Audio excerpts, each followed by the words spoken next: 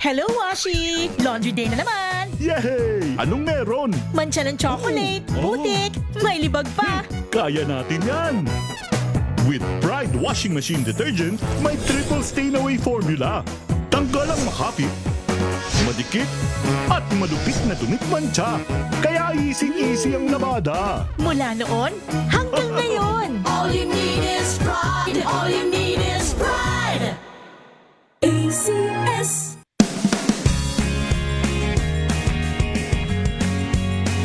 Unboxing MXV Tea. This is a unique combination of mangosteen and pandan. Each box has 20 tea bags that can be steeped to 1 glass or up to 1 liter of water. Enjoy it hot or cold. Shop at Lazada, Shopee, and in leading drugstores nationwide.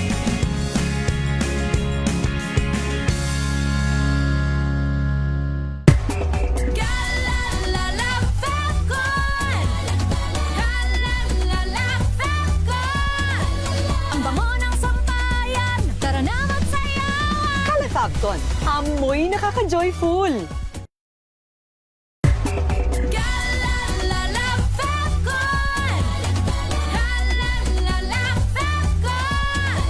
Ang bango ng sampayan, tara na magsayawan. Fabcon, amoy nakaka-joyful.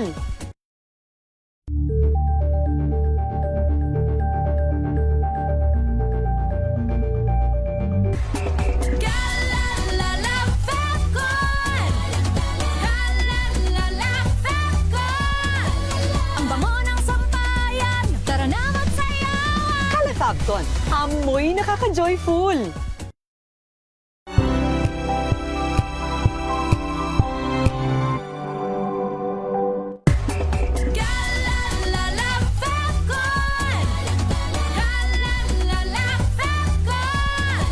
Ang bango ng sampayan, tara na magsayawan. Fabcon, amoy nakaka-joyful.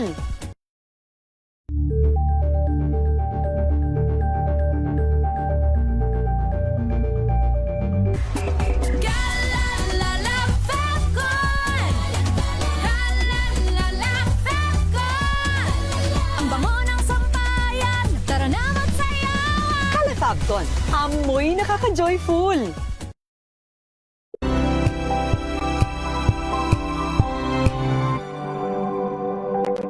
Abangan this Saturday. Rewind tayo sa special screening ng short film for a cause na pinagbibidahan ni na Miss Grand International Queens Emma Mary Tiglao and Gotcha Bell. Don't worry, you will eat lechon. Lechon. And secret. Yang.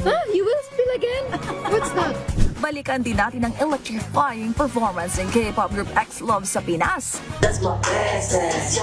That's your best ass. I done did something, stay the hell up on my best ass. At kilig vibes natin ng Thai Jill stars DK Nurse sa Pinoy Chowders.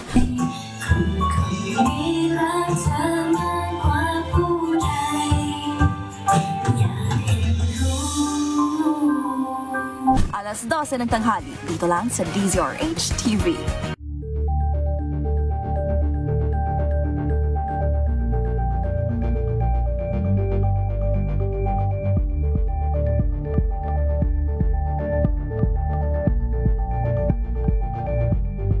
We've got you covered. From the hottest hits, exclusive interviews, to the bones fan meet experience, and hataw performances of your favorite stars. Saturdays, 12 noon, dito lang sa DZRH TV.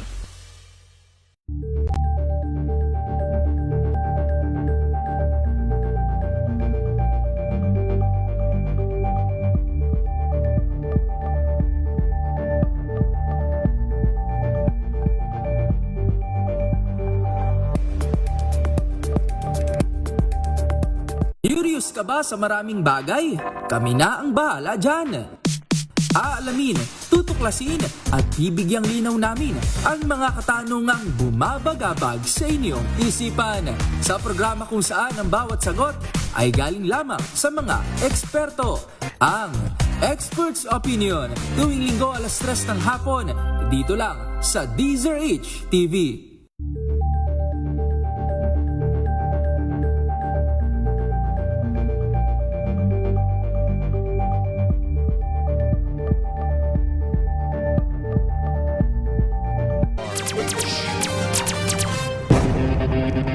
Meron pa tayong 17 minuto bago sumapit ang alas 3 ng hapon. Balita mula sa iba't ibang lalawigan, ama at 2 anak patay sa sunog sa Gumaca, Quezon. Ibalita mo yan na RH number 33, Benji Antioquia. Benji. 3 mag-aama patay sa naganap na sunog bandang alas 2:50 kagabi sa barangay Villabuta, Gumaca, Quezon, kung saan mag-aama ang nabiktima.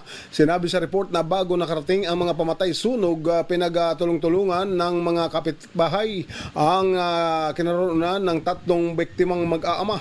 On the spot patay dito ang ama na 48 anyos at 2 anak nitong babae at lalaki. Sa mga oras na ito, patuloy ang sinasagawang investigasyon ng mga otoridad ng Bureau of Fire Protection kung saan tumagal ng halos 3 oras bago naapula ang nasabing sunog na nagresulta sa pagkatupok ng 2 bahay. Ito si Benji Antioquia nag-uulat para sa DZRH, una sa Pilipinas, una sa Pilipino.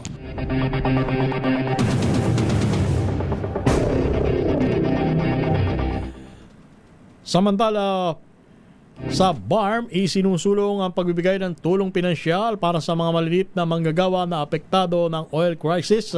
Ibalita mo yan RH number 19, June. Di Makutak pa rin June.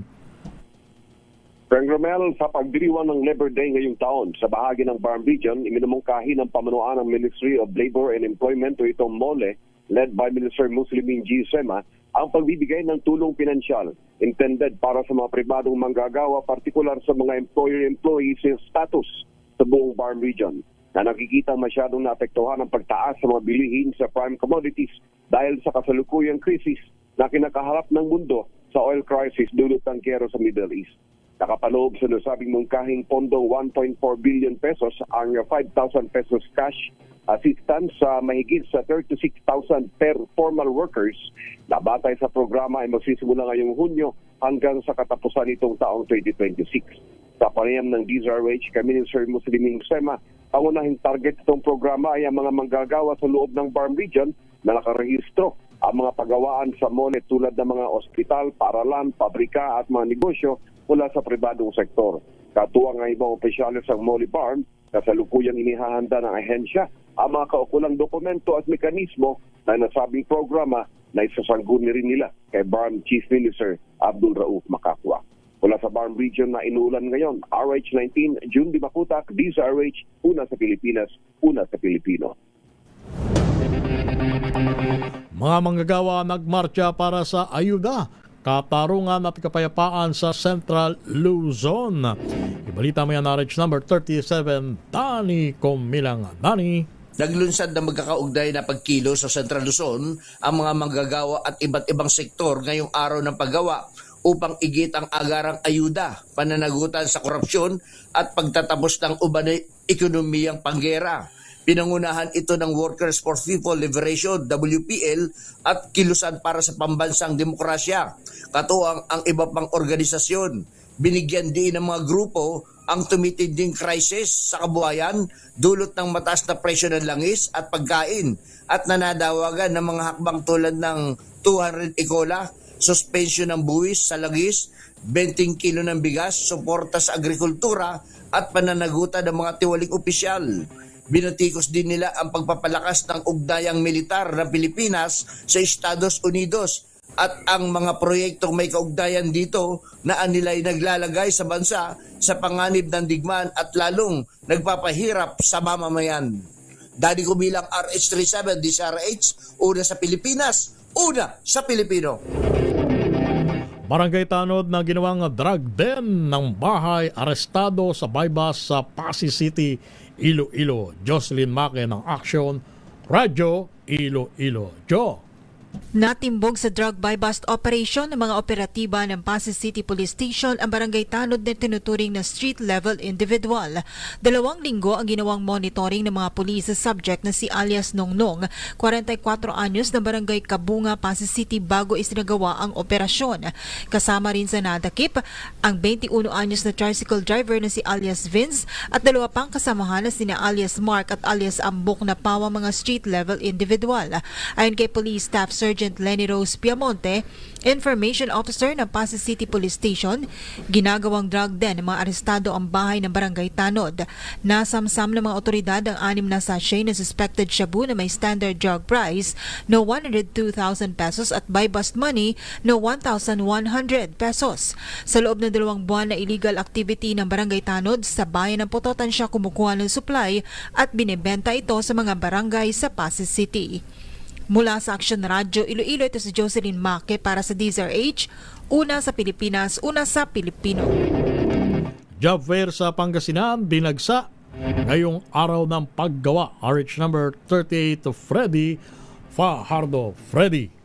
Ngayong ay pinagdiriwang ang 124th Labor Day, ang Pangasinan Provincial Employment Service Office o PESO ay nagganda ng job fair na ginaganap sa Provincial Training Center 2 sa Capitol Compound, Lingayen. Ayon kay PESO Provincial Manager Maria Rachel Raginden, may naimbitahan silang 19 na local employers, 20 government agencies at 7 overseas employer na mapag-a-apply ng mga job seekers at meron din silang panghanap buhay caravan at financial assistance na ipagkakalob naman para sa mga repatriated OFW na naapektuhan ng kaguluhan sa Middle East. Maliban dyan niya ay may mga job fair din ang mga iba't ibang local government unit dito sa lalawigan at sa mga malalaking mall dito sa Pangasinan gaya ng SM ay nagbukas din ng job fairs na nagsimula alas 10 ngayong umaga na tatagal hanggang alas 4 ng hapon. Inaasahang maraming mga job applicant na makakakuha ng mga trabaho lalo na yung mga newly graduate. Samantala wala namang namonitor ang kapulisan na kilos protesta ng mga manggagawa dito sa Pangasinan ngayong araw.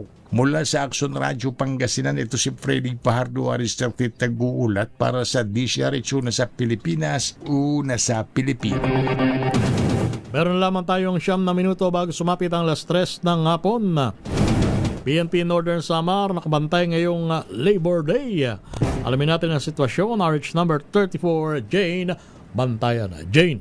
Nagpapatuloy naman na normal ang sitwasyon ngayong araw ng Labor Day dito sa lalawigan ng Northern Samar, kung saan ayon sa PNP wala silang namumonitor na grupo dito sa probinsya na nagpaplanong maglunsad o magsagawa ng mga rally o kilos protesta ngayong araw mula sa iba't ibang sektor.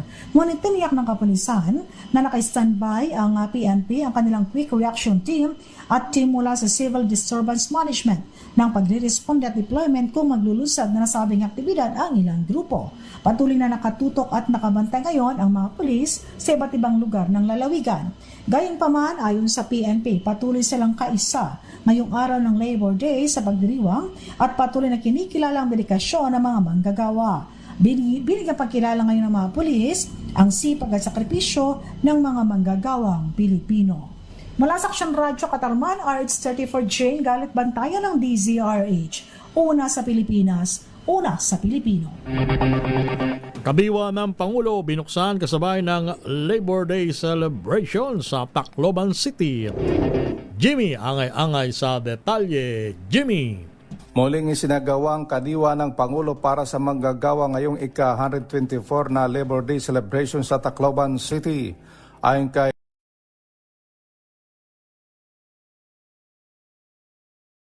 makapagbigay ng dekalidad preskot abot kayang produkto agrikultura, direkta mula sa mga magsasaka, mangingisda at MSMEs. Ginanap ito kanina sa Tacloban City Convention Center katuwang ang Department of Agriculture, Department of Trade and Industry at Bureau of Fisheries and Aquatic Resources. Samantalang Department of Migrant Workers Tacloban naman nagbigay ng legal assistance at pagproseso ng Overseas Employment Certificate OEC sa mga OFWs na gagamitin nila ito sa pagtrabaho sa ibang bansa.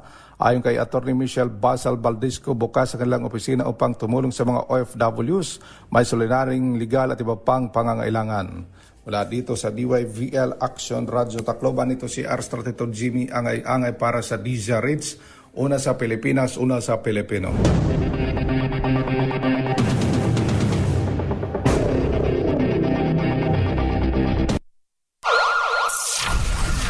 Metro Manila ngayon.